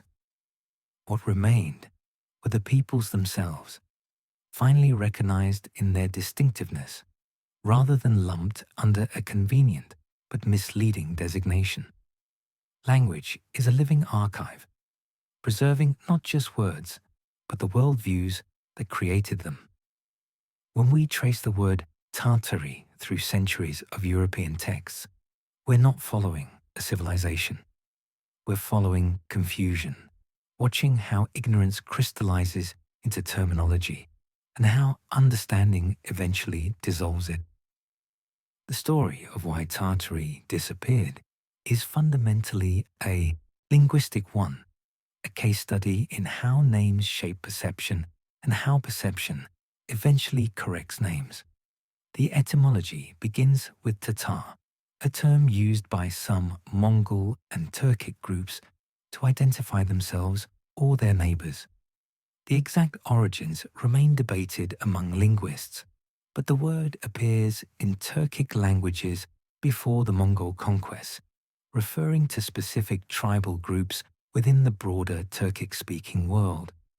When Mongol armies swept westward in the 13th century, European chroniclers adopted this term for the invaders, though many of those invaders weren't Tatars themselves, but Mongols, Kipchaks, and various other peoples united under Mongol leadership. European writers corrupted Tatar to Tartar almost immediately. Medieval chronicles show both spellings appearing within decades of first contact. The shift wasn't accidental. Tartarus, the deepest abyss of the Greek underworld, provided ready association for Christian Europeans facing invasions they interpreted as apocalyptic. The pun was too convenient to resist. Demons from Tartarus became Tartars from the east. This linguistic corruption encoded fear and othering directly into the name used for these peoples. What began as an ethnonym became an epithet. As the word spread through European languages, Tartare in French, Tartaro in Spanish, Tartaro in Italian, it gradually expanded from designating specific peoples to labeling vast regions. This expansion reveals a pattern in how Europeans named unknown territories. When they lacked detailed geographic knowledge, they named places after the peoples reported to inhabit them. Germania meant the land of Germanic tribes. Gaul meant the land of Celtic Gauls. Likewise, Tartary came to mean the land of Tartars, even though the term Tartar itself had become a catch-all rather than a specific ethnonym. The linguistic divide between self-designation and external labeling cannot be overstated. The peoples Europeans called Tartars had their own names for themselves and their territories. Mongols called themselves Mongols. Kazakhs called themselves Kazakhs. These names existed in their own languages, with their own meanings and histories. But European mapmakers and writers, lacking direct access to these languages or caring little about distinctions that seemed minor from a distance, imposed simpler labels that made sense within European linguistic and conceptual frameworks. This wasn't unique to Tartary. Similar processes occurred across European encounters with the wider world. China bore many names in European languages, Cathay, Sarika, Sina, before standardizing around variants of China derived through Portuguese and Spanish from Persian and Sanskrit roots. The peoples of China never called their land Cathay. That was an external designation, eventually abandoned as direct contact increased. India, Persia, Ethiopia. All these names originated externally, often bearing little relationship to what inhabitants called their own lands. By the 19th century, European scholarship began systematizing geographic terminology. The rise of professional geography, ethnography, and linguistics as academic disciplines created pressure for more precise naming conventions. Scholars traveling through Central Asia and Siberia learned local languages, recorded indigenous place names, and documented the actual ethnic and political divisions of the regions. This more careful terminology gradually filtered into academic publications, then into atlases and encyclopedias. The replacement process happened unevenly, but consistently. Tartary first subdivided: independent Tartary, Chinese Tartary, Russian Tartary, acknowledging that the broad designation encompassed different political zones. Then these subdivisions gave way to more specific names. Siberia, borrowed from Russian administrative terminology, replaced the northern portions. Mongolia, from the Mongol people's own name for themselves, replaced the eastern portions. Turkestan, meaning land of the Turks, replaced Central Asian territories. Manchuria, derived from the Manchu people, replaced the northeast. Each replacement marked a shift from external generic labels toward names with some connection to indigenous terminology or more accurate political geography. Some geographic names persist for centuries. Others vanish within a generation. The difference usually depends on whether the name serves a continuing purpose.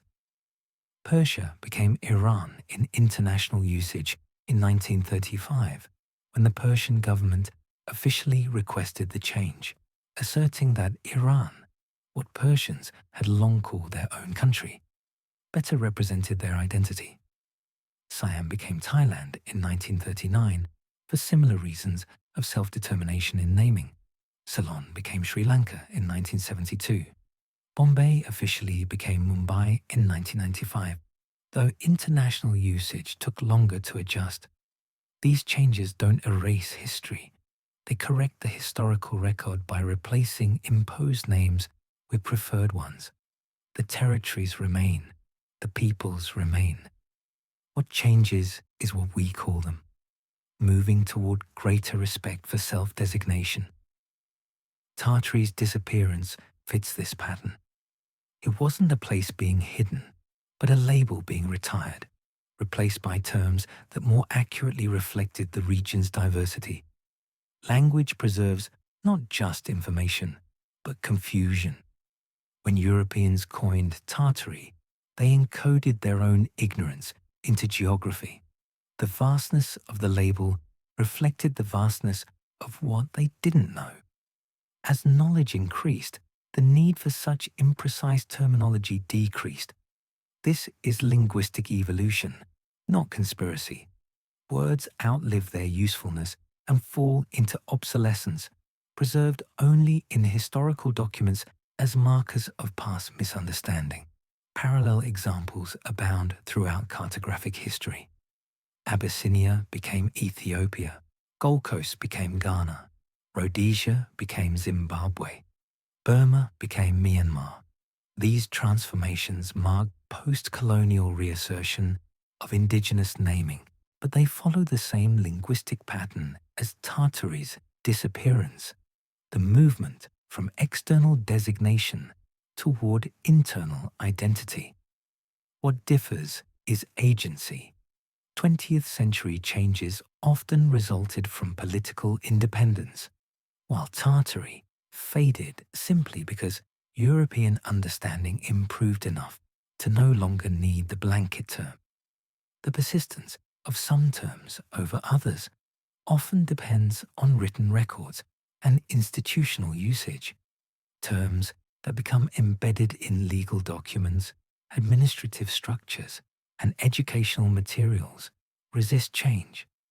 Those that remain primarily cartographic, never deeply integrated into governance or scholarship, fade more easily. Tartary never became an official designation used by governing authorities in the territories it supposedly labeled. It remained primarily a European convenience, making it vulnerable to replacement once that convenience no longer served. What this linguistic history reveals about the Tartaria conspiracy theory is telling. The theory treats the name's disappearance as mysterious, requiring explanation through suppression and erasure. But linguistic analysis shows it's entirely normal, part of a well-documented pattern of how geographic terminology evolves. Names fade when they cease to accurately describe what they designate, or when better alternatives emerge. Tartary disappeared because Siberia, Mongolia, Turkestan, and other specific names better serve the purpose of geographic communication. If the historical record is so clear linguistically, if the pattern of terminology evolution is so well documented, why does confusion persist? The answer requires looking beyond facts about the past to feelings about the present, to the psychological needs that alternative historical narratives fulfill, regardless of their relationship to evidence. At the heart of every hidden history theory lies a question more profound than the theory itself. Why do we need our past to be different than recorded? What does believing in Tartaria give us that conventional history does not? The answer has less to do with evidence and more to do with meaning, less with what happened and more with what we wish had happened. Humans have always imagined lost paradises. Plato's Atlantis, described in dialogues written around 360 BCE, established a template, an advanced civilization destroyed by catastrophe, its wisdom lost beneath the waves. The story has persisted for over 2 millennia, despite zero archaeological evidence for Atlantis' existence. Similar narratives appear across cultures. The Sanskrit epics describe Dvaraka, Krishna's golden city, swallowed by the sea. Welsh legends preserve Cantra Gwaelod, a fertile land drowned by flood. Japanese mythology includes Ryugujo, a palace beneath the ocean. Islamic tradition speaks of Iram of the Pillars, a magnificent city buried in desert sands.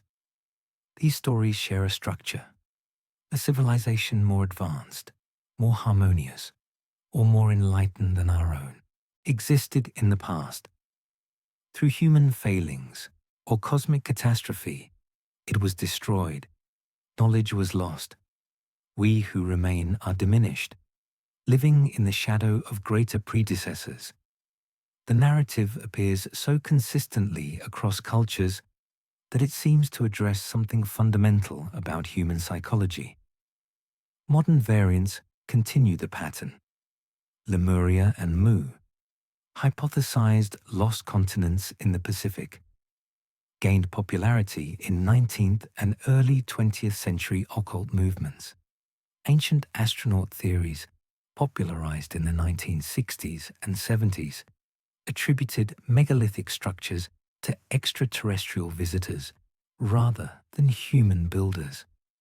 Each theory claims that conventional history has missed or suppressed evidence of these advanced predecessors. Each offers its believers special knowledge denied to the credulous masses who accept mainstream narratives. Tartaria theory inherits this psychological structure while updating the setting. Rather than prehistoric cataclysm, it proposes recent erasure. Rather than aliens or antediluvian sages, it points to buildings we can photograph and maps we can examine. This shift makes the theory feel more grounded, more provable. You can visit the structures attributed to Tartaria. You can find the old encyclopedias mentioning Tartary. The evidence seems tangible in ways that evidence for Atlantis or ancient astronauts never can be. The psychological appeal operates on multiple levels simultaneously. At the most basic, humans are pattern recognition machines.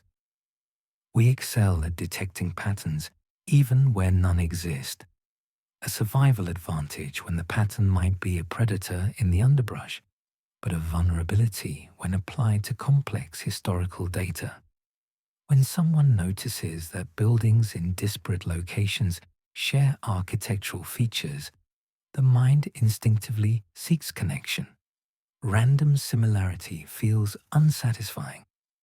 Coordinated design, whether by Tartarian Empire or any other unified cause, provides the pattern our brains crave. This pattern recognition extends to the timing of changes. Why did certain architectural styles proliferate in the late 19th century? Why did multiple cities raise their street levels around the same period? Why do World's Fairs from that era look similar? Conventional history offers complex, multifaceted explanations involving industrialization, transportation improvements, international communication, and shared aesthetic movements. These factors operated independently, but created convergent outcomes.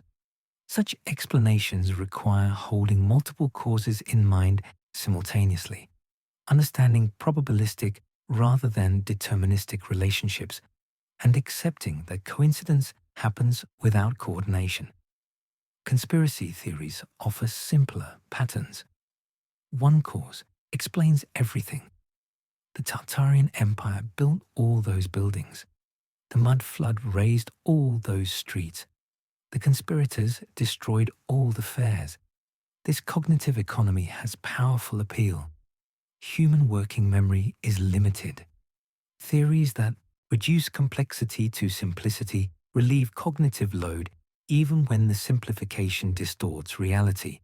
Beyond pattern recognition, conspiracy theories restore agency in ways that conventional historical explanations often cannot. To believe that hidden groups control history paradoxically empowers believers.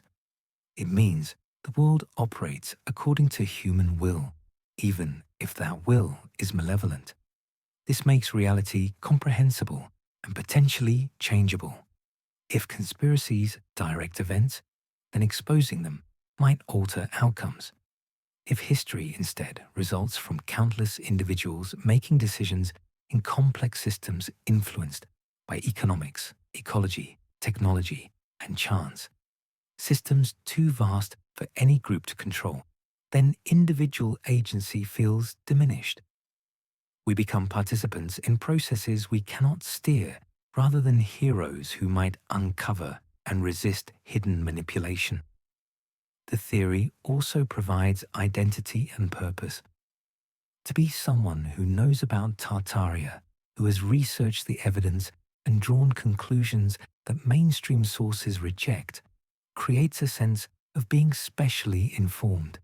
This isn't delusion, but a natural human response to possessing knowledge others lack. The identity as researcher, investigator, or truth seeker carries psychological benefits. It transforms the believer from passive consumer of information to active discoverer of hidden truth. This transformation satisfies deep needs for agency, competence, and significance. Social dimensions reinforce these psychological benefits.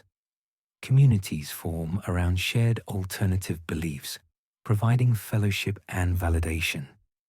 YouTube comment sections, Reddit forums, Facebook groups, and Discord servers dedicated to Tartaria research create spaces where believers find others who share their convictions. These communities develop their own norms, vocabularies, and shared references. Membership provides belonging, something human beings require, but that modern atomized societies often fail to supply adequately. Leaving such communities means losing not just ideas, but social bonds. Friends made through shared research, mutual support during questioning of mainstream narratives, the experience of discovering information together. These create genuine relationships. Abandoning the theory threatens those relationships, making beliefs resistant to contrary evidence.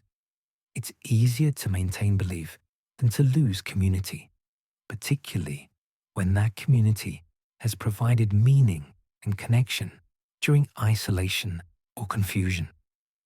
The timing of Tartaria theory's emergence reinforces that it addresses contemporary needs rather than historical questions.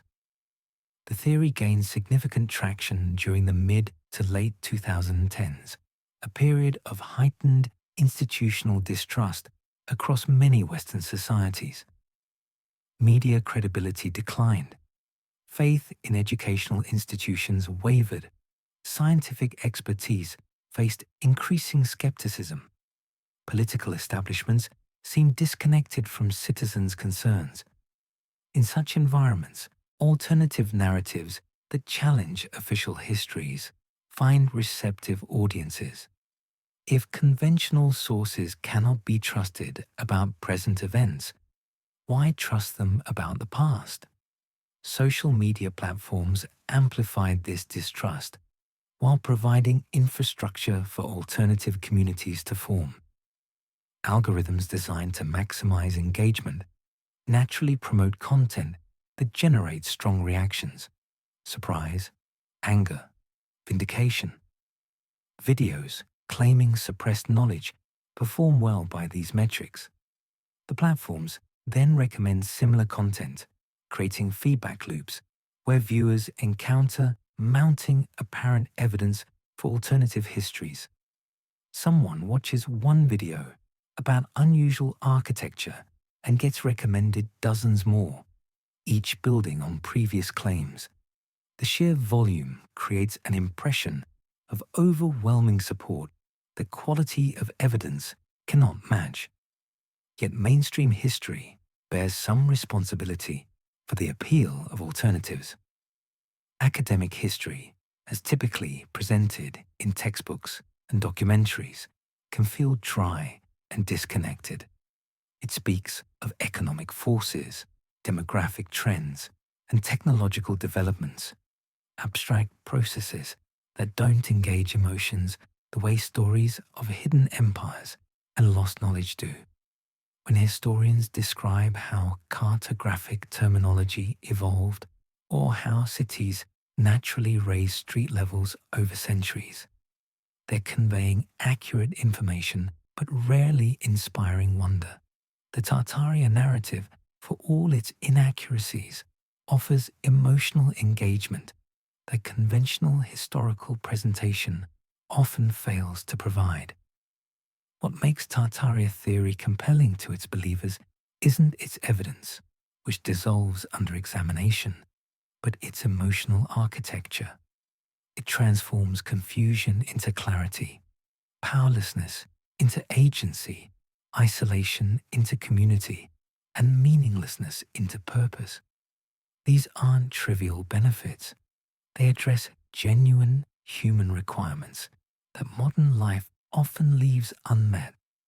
But the narrative accomplishes this through historically inaccurate claims, doesn't diminish its psychological effectiveness. If anything, the emotional and social rewards help explain why contrary evidence fails to dissuade believers. You cannot refute feelings of belonging with facts about 19th century staff construction techniques. Long before the internet filled blank spaces with conspiracy, we filled them with imagination. We began this investigation with a word that stretched across old maps, a name that seemed to mark an empire, but actually marked ignorance. Tartary was never erased. It simply faded, replaced by the actual names of actual places as knowledge improved and European confusion gave way to more precise understanding. The buildings stand with their documented architects. The cities preserve their layers with their recorded histories. The peoples maintain their cultures with unbroken continuity. The archives overflow with evidence of what actually occurred. Yet the theory persists. This persistence tells us something important, not about the past, but about the present. The Tartaria phenomenon reveals how we struggle with complexity, how we seek simple patterns in chaotic information, how we construct meaning when established narratives feel inadequate or untrustworthy. It shows us communities forming around shared questioning, identities built on alternative knowledge, and the genuine human need for wonder that conventional historical presentation too often fails to satisfy. The internet has created both opportunity and crisis. Old encyclopedias that once required archival visits now appear in digital scans, but without the context that clarifies their meaning. Maps that cartographic historians understand as marking European ignorance get interpreted as evidence of hidden empires. Buildings with thoroughly documented construction become mysteries when their construction records are unknown or ignored. We have access to more historical material than any previous generation, yet we seem less able to evaluate what it actually means. Information abundance has created interpretive poverty. This isn't a problem that better documentation can solve. Every piece of evidence presented gets reinterpreted through the lens of conspiracy. Construction photographs become staged propaganda. Financial records become elaborate forgeries. The very thoroughness of documentation becomes suspicious rather than conclusive. When belief systems become unfalsifiable, when every piece of contrary evidence somehow supports the theory, we've moved beyond investigation into faith. And faith, whether in religious doctrine or historical conspiracy, doesn't respond to evidence because it doesn't rest on evidence. What's lost in the Tartaria theory isn't just historical accuracy. It's the actual peoples whose stories get erased by the fantasy. The Volga Tatars, Crimean Tatars, Uzbeks, Mongols, and dozens of other cultures with genuine histories, real accomplishments, and documented continuity disappear beneath the imagined unified empire. Their complexity gets sacrificed for narrative simplicity. Their diversity becomes uniformity. Their actual achievements, survival through conquest, preservation of culture through oppression, sophisticated adaptation to harsh environments, require no embellishment, yet get replaced by inventions. Real history is messier than conspiracy. It's thousands of people making decisions for local reasons that create patterns nobody planned.